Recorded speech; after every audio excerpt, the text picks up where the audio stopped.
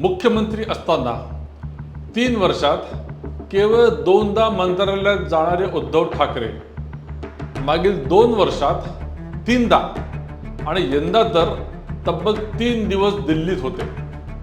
फलित काय तर इंडी आघाडीने म्हणजेच महाराष्ट्रात महाविकास आघाडीने ठरविले आहे की त्यांच्या सर्व पक्षांची एकच आणि कॉमन रूम असेल।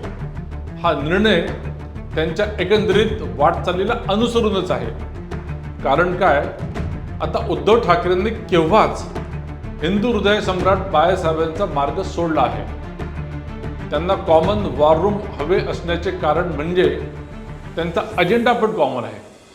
त्यालाच तर औरंगजेब फॅन क्लब म्हणतात। त्यांना भारतात पुन्हा शाहीनबाग घडवायचे आहे, पुन्हा शेतकऱ्यांच्या नावाने आंदोलन करायचे आहे, ईव्हीएम मशीन काढून अराजकता माजवायची आहे, 370 कलम आणायचे आणि सीए कायदा रद्द करायचा आहे, राष्ट्रीय स्वयंसेवक संघावर पुन्हा बंदी घालायची आहे, ट्रिपल तलाक कायदा पुन्हा आणायचा आहे, त्यांच्या मोर्चामध्ये जास्तीत जास्त पाकिस्तानचे झेंडे फडकवायचे आहे, देशातील मुस्लिमांना एकत्र आणायचे आहे, औरंगजेब फॅन क्लबचा विस्तार करायचा आहे, गृहमंत्र्यांद्वारे खंडणी राज पुन्हा आणायचे आहे, उद्योगपतींच्या घरासमोर पोलिसांचा वापर करून बॉम्बस्फोट घडवायचे आहे, सर्व विकासाचे प्रकल्प थांबवायचे आहेत। आणि आता तर बांगलादेशमधील परिस्थिती निर्माण झाल्यावर ही मंडळी जास्तच शेकायली आहे। बांगलादेश मोडस ऑपरेंडी ही कशी भारतातील डावी मंडळी राहुल गांधी